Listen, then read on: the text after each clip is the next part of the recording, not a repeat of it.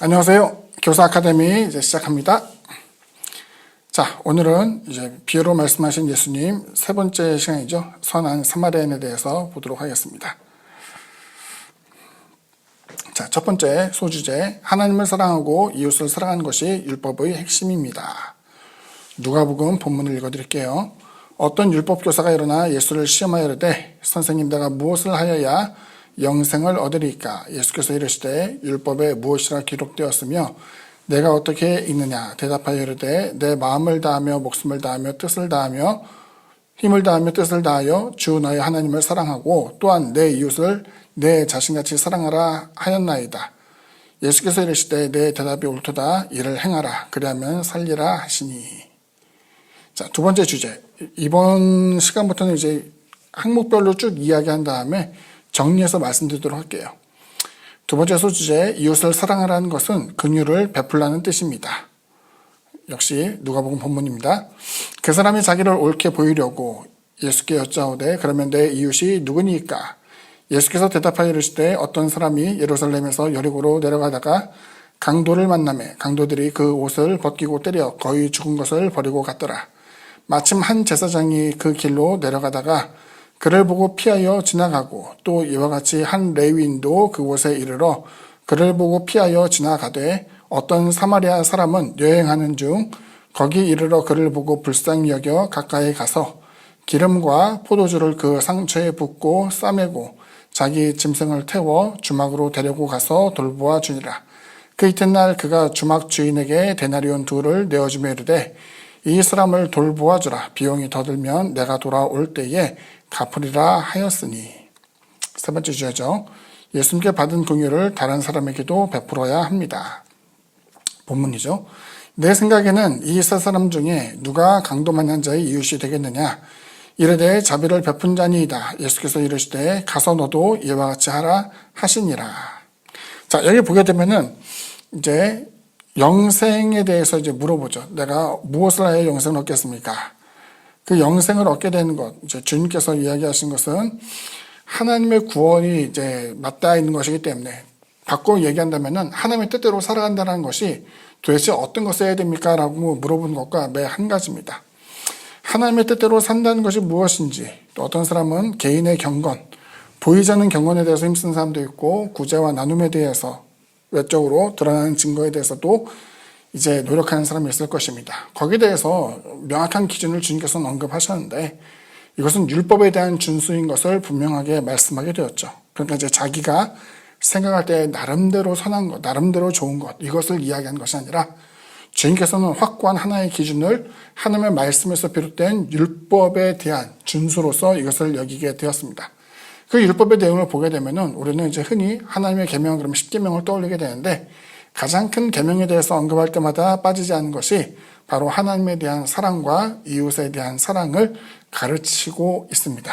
그러니까 하나님에 대한 공경으로서 끝나는 게 아니라 사랑에 대해서 이야기를 하고 있고 이웃에 대해서 어떤 죄를 범하지 않는, 이제 지난번에 우리가 10계명에 대해서 이야기하면서 이웃에게 악을 행하지 않는 것, 그것이 이웃사랑의 이제 시작이라고 이야기하는데 더 나아가서 이제는 적극적인 이웃의 삶에 개입하고 보살펴준 것까지에 대한 것을 보여주고 있죠. 두 번째 물어보게 되는 것은 그런 사람이 나는 그 율법을 잘 지키는데 주님께서 언급하신 것은 그래, 그렇다면은 그 내용에 대해서 그렇게 하면 영생이 이를 것이다 라고 이야기했기 때문에 아무 문제 없는 것처럼 보이지만 그 사람이 자기를 이제 옳게 보이게 하기 위해서 이야기한 것은 내 이웃이 누구인가에 대해서 이제 물어보는 거예요. 이웃의 문제. 옆집에 있는 사람이 우리의 이웃? 그럴 수 있죠. 유대인에게는 동족, 유대인에 대해서 이웃이라고 할 수도 있을 것입니다.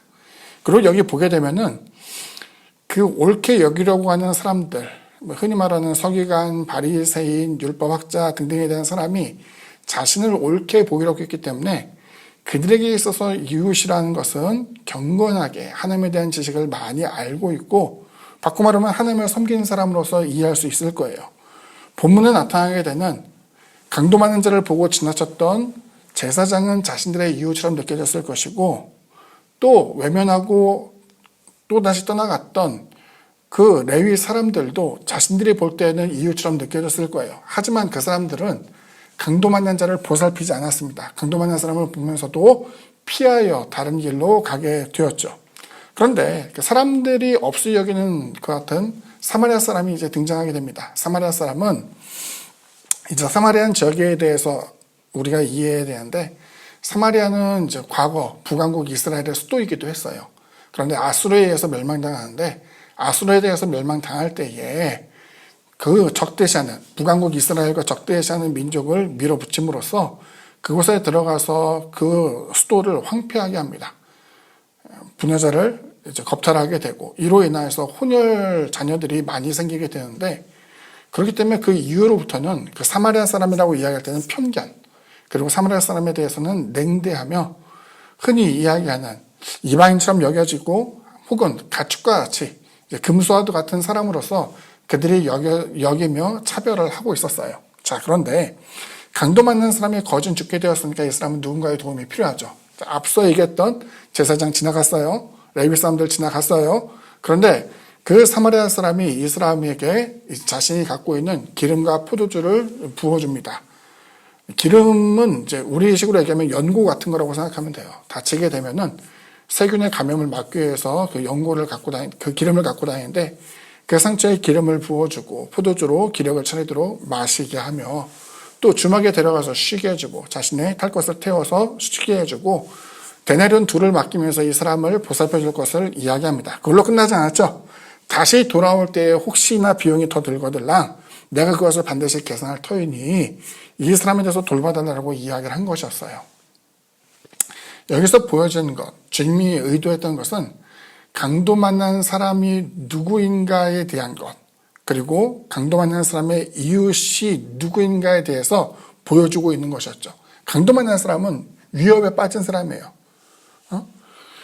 이 사람은 죽어가는 사람이고 그 사람에게 있어서 절대적으로 도움이 필요한 것을 뻔히 알고 있지만, 흔히 이웃을 사랑해야 한다 가르쳤던 제사장과 레위 사람들은 그것을 지나치게 됐죠. 하지만 어찌 보면 구원에서 하등 상관없는 사람처럼 여겨지고 있던 그 사마리아 사람이 이와 같이 죽어가는 사람에게 동정을 베풀어주고 긍휼을 베풀어주게 되었을 때에 주님께서는 강도 만난 자의 이웃이 누구냐라는 것을 물어봤어요. 다시 말하면 이웃은 누가 내 이웃인가가 아니라 나는 누구의 이웃으로 관계되어지고 있는가를 물어본 것이었어요.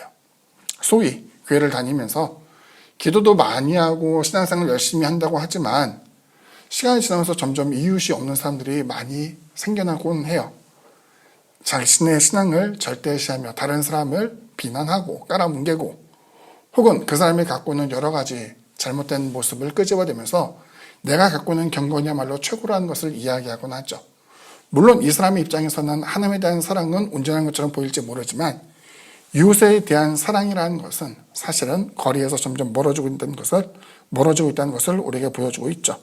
자, 그래서 강도 만난 자의 이웃은 사람들이 이구동성으로 대답하는 것이 자비를 베푼 사람, 그 사람이라는 것을 보여주고 있고, 이것을 바꿔 얘기하면은 내 이웃을 사랑하라고 하신 그 계명을 다른 사람들은 지키지 못하는 것으로 보여지고 있어요. 다시 말하면 자기를 의시되며 자신의 경건을 뽐내는 사람들이 사람들 앞에서 자신의 신앙을 자랑하며 높은 위치에 있는 것이 계명을 실천하는 자가 아니라 오히려 이와 같이 필요가 있는 사람들, 또 궁핍한 사람들, 그렇기 때문에 이 사람들이 누군가의 도움을 절실하게 기다리고 있을 때 이것에 대해서 나아갈 수 있는, 베풀 수 있는, 사랑을 나눌 수 있는 그 같은 사람이 계명의 실천자라는 것을 보여주고 있죠. 그래서 여기서 보여주기 위해서 너희는 사마리아 사람들 함부로 비난해서는 안 돼.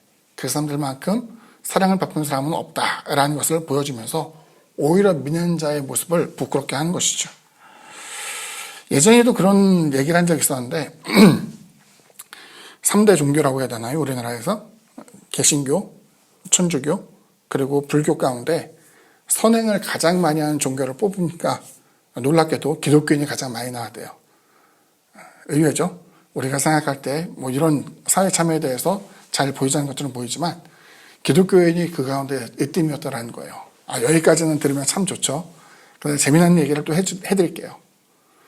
신앙이 있는 사람과 신앙이 없는 사람 가운데 누가 더 구제를 많이 하는가 봤더니 놀랍게도 신앙이 없는 사람이 더 많은 봉사와 사랑을 실천하고 있었어요. 굉장히 부끄러운 내용이죠. 여기는 모습과 대동소이해요. 교회를 다니고 혹은 교회에서 일을 하는 사람인데 실질적으로는 사회에 있는 사람들보다 못한 선행의식 혹은 이웃에 대한 관심을 이제 적게 쏟아내고 있는 것이죠. 이 모습을 보면서 선한 사마리아인의 비유를 통하여 우리의 신앙이 단지 하나님과의 관계만 열중하고 있는 것은 아닌가를 생각해보고 이웃사랑을 실천할 수 있는 저와 여러분 되기를 부탁을 드리겠습니다. 오늘 강의는 여기까지입니다. 다음 주에 뵙도록 하겠습니다. 감사합니다.